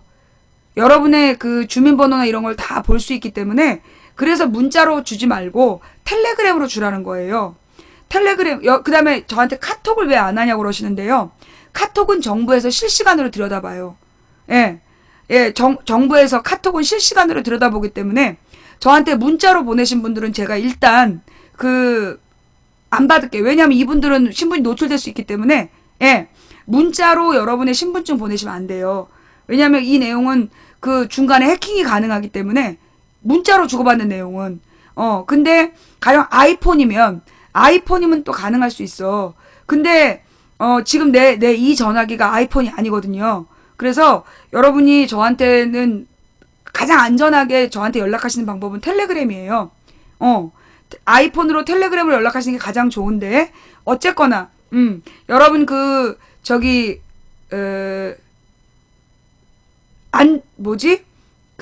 뭐라 하더라? 여러분 휴대폰을 누가 해킹하고 있는지 여러분의 휴대폰이 지금 해킹되고 있는지를 확인할 수 있는 앱 있는 거 아시죠? 그 이름이 뭐더라? 공개 앱인가? 그, 백신, 오픈 백신. 예. 여러분 안드로이드 폰, 아이폰이 아닌 폰, 모든 폰은 오픈 백신이라는 걸 다운받으세요. 그래서 한번 쭉 돌려보세요. 여러분 휴대폰을, 예, 오픈 백신이 공식 명칭이에요. 오픈 백신. 오픈 백신. 예. 이거를 여러분이 휴대폰에 전부 다 다운받아서 한번 여러분의 휴대폰이 그 해킹되고 있는지 사찰 대상인지를 한번 검토해 보시고 아닐 때만 그 텔레그램으로 저한테 연락을 주시는 거예요. 이 텔레그램은 우리 정부에서 들여다볼 수 없기 때문에 제가 텔레그램을 사용하는 겁니다. 근데 카톡 같은 경우에는 정부에서 실시간으로 그 카톡 내용을 사찰할 수 있어요. 그래서 저는 카톡을 아예 깔지 않았어요. 그러니까 카톡으로 저한테 연락하셔도 소용이 없어요. 저는 카톡을 삭제했습니다. 뭔 말인지 알았죠? 예. 일반인이 뭘 보여줄 게 있다고. 그러게 말이야. 그런데 꼭 그렇게 사찰 프로그램 돌리고 지랄 연병들이잖아. 국정원에서. 오픈 백신 꼭 다운받아서 한번 돌려보시고, 저한테 신분증 사본을 그러니까 사진 보내실 때는, 다행히 가려서 보내서 다행인데, 신분증 사본을 보내실 때는 여러분들이 텔레그램으로 보내셔야 돼요. 예. 인생 상담 한 건 들어왔어. 아, 2건. 아니, 이거까지 좀 3건이구나. 안녕하세요, 망치부인님. 5년째 조용히 시청만 했던 시청자입니다. 저는 2 아이를 키우고 있는데요. 큰딸이 4살인데 갑자기 잘 다니던 어린이집을 거부한 지 2주째입니다. 안쓰러워서 안 보내야겠다가도 사는 곳이 시골이라 문생 같은 활동을 하기도 어려운 점이 있어 집에서만 키우는 것도 안 좋은 것 같다 어쩔 수 없이 억지로 보내고 있어요. 어린이집을 보내는 게 옳은 건지 집에서 데리고 있는 게 좋은 건지 너무너무 마음이 무겁습니다. 조언 부탁드립니다 하셨는데, 예, 큰딸이 4살이고 갑자기 어린이집을 거부했다면, 잘 다니던 어린이집을 갑자기 거부했다면 문제가 생긴 겁니다. 예, 아기가 갑자기 잘 다니던 어린이집을 안 가겠다라고 선언했다면 거기 문제가 생긴 거예요. 선생님들이 이상한 행동을 할 수도 있는 거고, 아이가 어떤 뭐라 그러나, 친구들 사이에 문제도 있는데 보통 아이들이 어린이집을 안 가겠다는 건 선생님이 잘해주면 애들이 안 가겠다고까지는 안 해요. 예. 근데 이게 친구들하고의 문제는 선생님이 공정하면 애들이 안 가겠다는 얘기는 안 하거든요. 근데 아니요, 4살이면 어린이집 다 갈 수 있어요. 우리 딸도 그날 어린이집 갔어요. 예. 이건 애가 2주일이나 안 간다 그랬으면 아이한테 물어봐야 돼요. 아이의 몸을 잘 살펴보시고 아이의 몸에 멍든 곳이 있는지 아니면 아이의 심기를 살피세요. 애가 자꾸 운다든가, 예, 아이가 막 운다든가 밤에 자다가 악몽을 꾼다든가 그런 증상이 있는지도 한번 살펴보시고요. 그 다음에 아이가 가장 기분 좋게 만든 다음에 물어보세요. 예, 왜 어린이집 가기 싫어? 라고 물어보세요. 그래서 그 아이가 뭔가 말하지 못하는 건 옛날에 어떤 선생이 막 애한테 학대를 하면서 너 이거 알리면 니네 엄마 죽여버릴 거야. 이래갖고 애기가 자기가 학대당하면서도 엄마한테 말을 못한 적이 있어요. 애기들이 제일 무서워하는 게 엄마를 죽인다는 거야. 아니 4살만 돼도 애들 요즘 애들 다 알아들어요. 그래서 내 말은 뭐냐. 4살짜리 아이가 잘 다니던 어린이집을 갑자기 안 가겠다고 했을 때는 분명히 사유가 있습니다. 그래서 어머님이 아이한테 그러니까 애가 기분 좋게, 애가 제일 좋아하는 맛있는 걸 해준다든가, 아이가 제일 좋아하는 놀이시설을 간다든가, 가서 아이가 기분 좋게 마음이 다 열린 상태에서 물어보세요. 어린이집에 뭐가 싫었어? 또는 어린이집 왜 안 가고 싶어? 라고 물어보세요. 근데 아이가 갑자기 우울해지면 그건 아동상담 전문가를 만나셔야 돼요. 예. 아동상담 전문가를 만나셔서 아이가 어떤 일을 겪었는지를 알아내셔야 돼요. 그냥 무조건 보내시면 안 돼요. 애를 혼자 키우는 게 좋은 건가 이렇게 얘기하시는데 아이가 안 가겠다고 완강히 버틴 게 2주면 그거는 아이의 뜻을 존중해 주셔야 돼요. 틀림없이 어떤 이유가 있을 겁니다. 예. 그래서 우리 특히 어린아이들을 대상으로 요즘에 많은 정서학대가 있어요. 정서적 학대. 신체적인 학대만의 문제가 아니라 더 나쁜 게 정서적 학대거든요. 아이가 가기 싫은 건 가기 싫다는 거예요. 그걸 억지로 보내면 안 돼. 다른 좀 멀더라도 다른 어린이집을 보낼 방법이 있는지 찾아보시고, 예. 일단은 그 어린이집에서 어떤 문제가 없었는지 꼭 가서 그 담임 선생도 한번 만나보시고, 예. 뭔 문제가 있었는지 확인하셔야 돼요. 애가 안 가는데 무조건 보내는 거, 그게 가장 나쁜 일이야. 애가 가기 싫다는데 무조건 보내는 게 제일 나쁜 일이에요. 예. 이렇게 대답이 되셨을까 모르겠네? 일단은 아이가 기분 좋게 마음을 열은 상태에서 뭐가 문제인지를 물어봐라. 근데 특별하게 설명을 안 하고 뭔가 애가 갑자기 우울해진다면 그거는 그 어린이집에서 뭔가 심각한 문제가 있다는 거예요. 예, CCTV도 확인해 봐야 되고 그 다른 아이들에게도 다른 학부모들한테도 물어봐야 돼요. 다른 학부모들한테 우리 아이에 대해서 그 집 애가 뭐라고 4살이면 가릴 거 없이 엄마한테 다 얘기해. 그러니까 가령 애기 이름이 뭐 영희야. 우리 애가 영희야. 그럼 철수 엄마한테 전화를 해서 그 철수 엄마가 철수한테 물어보는 거야. 철수야, 선생님이 영희한테 어떻게 했어? 이렇게 물어보면 애가 다 얘기해. 선생님이 영희 꼬집었어. 뭐 이렇게. 예, 그렇게 해서 알아보는 수도 있어요. 예. 근데 이제 그 엄마를 잘 골라야 돼. 그 엄마가 지 애를 혹시 선생님이 싫어할까봐 협조 안 하는 경우가 있으니까 정말로 믿을 만한 친한 학부모를 통해서 알아보는 방법도 있고요. 예. 만약에 그래서 그 부모들한테 물어봐가지고 뭔가 이상한 얘기가 들려오면 그러면 CCTV로 확인하는 것도 해봐야죠. 예. 자, 그러면 오늘 인생 상담은 3건이었는데 첫 번째 학생 취업과 학과 선택 문제, 두 번째 게임하면서 의대 가고 싶은 학생, 세 번째 어린이집에 아이를 보내는 학부모로서의 고민, 요 3가지 인생 상담 했습니다. 그리고 시간이 11시네요. 네. 앞으로 오늘 이제 이게 인생 상담이에요. 전화 상담, 그러니까 전화 상담을 원하시면 뭐 오늘은 첫날이니까 그럼 한 통만 전화 받아봐. 전화 상담을 원하시는 분. 자, 앞으로는 어떻게 할 거냐면 시사 수다방이 10시에 끝날 예정이에요. 8시부터 10시. 그럼 10시 이전에 사연을 보내놓으면 그 중에서 10시부터 상담을 할 거예요. 1시간만. 상담 내용이 없으면 빨리 문을 닫을 거예요. 예, 뭔 말인지 알았죠? 예. 그래서 근데 내일이 또 출근하시는 분들이 있기 때문에 억지로 지금 하지 말고 다음 주에 또 이런 시간이 열릴 거니까 다음 주에 그 인생 상담 시간이 있습니다. 네. 그러니까 다음 주에 10시부터 1시간 상담할 수 있으니까 8시부터 10시 사이에 문자로 상담 받으실 분은 문자로 조금 아까 학생들처럼, 그 다음에 만약에 전화 상담이 필요하시면 전화 상담을 하시면 좋아요. 그러니까 일단 전화 상담의 얘는 가령 이제 어떤 사람 성격 상담 같은 거 있죠.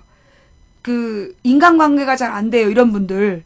그런 분들은 내가 전화를 딱 받으면 뭐가 문제인지를 알 수가 있어. 자기 이렇게 사회관계 속에서 문제가 있는 게 뭔지 내가 이렇게 전화 목소리를 들으면 문제가 딱 파악이 되거든요. 그래서 전화 상담은 가령 인간관계가 문제예요. 이런 분들은 전화 상담을 하시는 게 좋고, 이렇게 글자로 문자만으로도 상담이 가능하시니까 이렇게 그 보내주시는 것도 괜찮습니다. 예. 자, 어때요? 지금 시간이 벌써 11시인데 오늘 제가 아까 인트로가 25분 있었잖아. 그러면 지금 선착순으로 상담 한 건만 받아볼까요? 네. 한 건만. 전화 상담 한 건만 받아볼게요. 예. 오늘 우리가 8시에 모여서 지금 3시간 동안 방송을 했어요. 네. 우리가 2시에서 5시까지 방송하듯이 8시부터 이 11시까지 방송을 한 거예요. 네. 그러니까 여러분들이, 어때요? 시간이 굉장히 빨리 가죠? 예. 선착순. 예. 선착순. 지금 제가 한 2분만 기다려 볼게요. 2분만 전화 상담 내용, 쓰시는 동안, 예, 오늘 꼭 상담했으면 좋겠다는 분, 먼저 문자로 간략한, 뭐에 대한 상담이요, 전화 상담 신청요, 이렇게 보내시면 제가 2분 기다려 보고, 상담을, 신청 안 하시면 종료할게요. 자, 오늘, 일요일 첫 생방송이었는데 어떠세요? 예. 자, 지금, 성격 상담 한 분 들어오셨어요. 예. 자, 그러면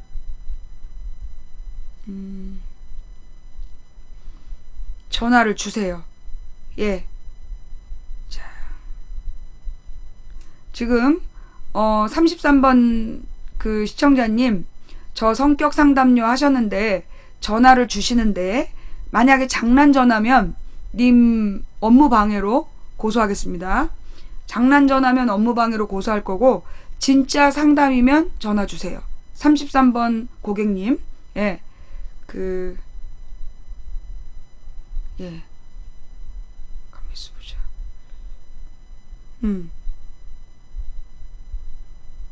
왜? 장난 전화였어? 응? 장난 전화였구나? 예. 33번 그 시청자님, 전화 달라는데 내가 장난 전화면 업무 방해로 고소한다니까 끊어버렸어. 예. 이 장난 전화 하시면 안 됩니다. 예. 자, 그러면 한 건의 기회를 이분이 날려버렸어요. 33번 시청자가 단 하나의 전화 상담 기회를 이 사람이 날렸어요. 전화번호를 확 공개해버릴까 보다. 예. 자, 이렇게 해서 오늘의 상담은, 인생 상담은 이걸로 마무리합니다. 예. 자, 어때요? 스릴 있죠? 예. 너무 겁나요. 무서워서 못하겠어요. 예. 아니, 근데 안 그러면 내가 지난번 인생 상담하다 그만둔 이유가 너무 오래 끝나지 않고, 그리고 이 인생 상담 이게 기가 빨리는 일이야. 누군가의 인생에 대해서 상담을 한다는 건요, 정말 이렇게 나의 기운으로 느껴야 되는 거야. 이게 기가 빨리는 일이에요. 그래서 이렇게 용한 한의사들 중에 침 잘 놓는 사람이 하루에 몇 명 이상 안 받는 거랑 똑같은 거야. 인생 상담은 많이 하면 할수록 질이 떨어져. 네.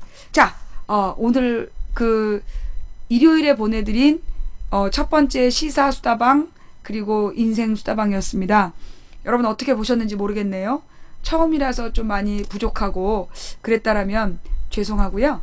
예, 방송이 마음에 드셨다라면 추천 부탁드릴게요. 예, 오늘 방송 마음에 드셨어요? 와우, 2652분이나 추천을 해주셨네요. 대단히 감사합니다. 추천 안 해주신 분들 알지? 내가 일요일이라고 저주를 안 할 줄 아는데 당신 인생이 가장 중요한 순간, 그날 당신 다리를 녹색 설사가 흘러내릴 거야. 예. 자, 오늘 방송 재밌었다면 추천 꼭 해주시고요. 자, 오늘 시청해주신 모든 분들께 진심으로 감사드립니다. 오늘 후원해주신 한 분 한 분 진심으로 감사드립니다. 제가 일일이 이름 불러서 감사 인사 못 드린 점 대단히 죄송하고요. 제가 별풍선을 너무 좋아해서 티가 날까봐, 그래서 이름 못 부른 거니까 양해해 주시고요. 그리고 오늘 추천해주신 2771분께 진심으로 감사를 드립니다.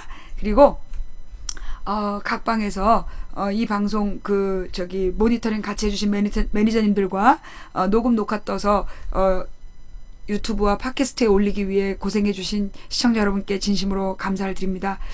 우리 참지상님이나 여비고님이나 풍행공님은 저한테 아무런 대가도 받지 않으시고 오직 본인들의 사명감으로 하시는 거예요.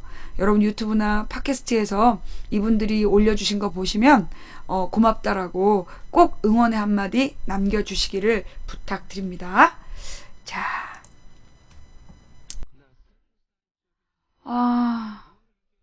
사실 요즘은 우리 많은 국민들이 사는 걸 힘들어 하잖아요. 예. 너무너무 우울해하고 내 자신이 너무나 비참해 보이고, 예. 그래서 삶에 희망이 없어서 죽고 싶은 사람들이 너무 많은 것 같아요. 근데 여러분, 죽고 싶다는 말, 거꾸로 서고 싶다 이런 말은 없잖아요. 근데 죽고 싶다 이런 말은 많거든요. 그 이유가 뭐겠어요? 많은 사람이 하루하루가 힘들어서, 사는 게 너무 힘들어서 그래서 죽고 싶다는 말이 있는 거래요. 우리가 사는 거 하루하루가 다 힘들어요. 우리 오래 살 생각하지 마세요. 그냥 오늘 하루, 오늘 하루 그냥 최선을 다해 살아보는 거예요. 그렇게 하루하루 살아가다 보면 어느 날 우리의 인생이라는 멋진 작품이 완성되어 있을 겁니다. 저도 20살 때 어떻게 하면 빨리 죽을까 그걸 연구했었고요. 정말 37살까지 세상 사는 게 너무 힘들었어요. 그런데 제가 이 아프리카를 만났고 아프리카에서 우리 시청자분들의 많은 사랑과 응원을 받으면서 요즘 저는 살아갈 맛이 납니다. 사실 많은 분들이 저를 걱정하세요. 망치 부인님이 이렇게 고난을 당할 것 같다. 어저께는 채널을 돌리다가 잔다르크란 영화를 보는데 내 마음속에 들려온 목소리가 있었어요. 잔다르크랑 이순신이랑 유관순의 공통점이 뭘까? 그런 목소리가 가슴속에 들려오는 거예요. 그래서 되게 불길했죠. 잔다르크와 이순신과 유관순은 모두 자신이 느끼는 사명을 위해 목숨을 바친 사람이잖아요. 그래서 조금 슬펐지만 문득 이런 말이 다시 들려왔어요. 모두 예수님처럼. 저는 개신교 신자예요. 저마다 자기 십자가를 지고 나를 따르라. 그게 우리 예수님께서 우리에게 하신 말씀이에요. 세상에 죽지 않는 인간은 없다고 생각해요. 여러분도 죽고 저도 죽고 언젠가 우린 다 죽어요. 그런데 우리가 스스로 죽을 필요는 없잖아요. 최선을 다해서 오늘 하루를 살아가다 보면 언젠가 하나님께서 우리를 데려가실 때 그때까지 우리가 만들어 놓은 나도 모르게 걸어온 내 발자취가 그려낸 멋진 그림, 그걸 보고 감동해서 눈물을 흘릴 때가 올 수 있잖아요. 또 이런 것도 있어요. 저는 모든 인간의 삶은 모자이크와 같다고 생각해요. 모자이크의 한 점, 점묘화. 여러분의 색깔이 밝다면 모자이크는 비슷한 색깔로 연결되는 거 알죠? 여러분이 밝게 빛나면 여러분 주변에는 밝은 빛이 칠해질 거예요. 근데 여러분이 어두운 색깔이면 여러분 주변은 어두운 색깔로 채워지겠죠? 이제 여러분은 오늘 선택하세요. 나는 밝은 색깔의 그림이 될 건지, 점이 될 건지, 검은색의 점이 될 건지. 그래서 우리 같이 멋지고 아름다운 그림을 만들어 봅시다. 2015년 9월 6일을 함께한 우리들의 그림. 오늘은 하나님의 그림판에 어떻게 그려져 있을까요? 여러분들 오늘 밝은 점이었어요? 어두운 점이었어요? 말하는 대로 된답니다. 한 사람이 꾸는 꿈은 꿈일 뿐이지만 백인이 꾸고 만인이 꾸면 현실이 된다. 된다고 믿든 안 된다고 믿든 당신의 믿음대로 될 것이다. 누군가 간절히 소망하면 온 우주가 그의 소망을 위해 움직이기 시작한다. 어차피 우리가 가는 길은 갈 만한 길이라서 가는 게 아니라 가야 할 길이라서 가는 거니까 힘들 내시고요. 내일은 이 방송 재방송 보시고 화요일 낮 2시에 만나요. 감사합니다. 오늘 일요일 첫 방송 2,000명 넘게 함께 해주셔서 정말 너무너무 감사드립니다. 오늘 함께 해주신 모든 분들 사랑합니다. 존경합니다. 행복한 꿈 꾸세요.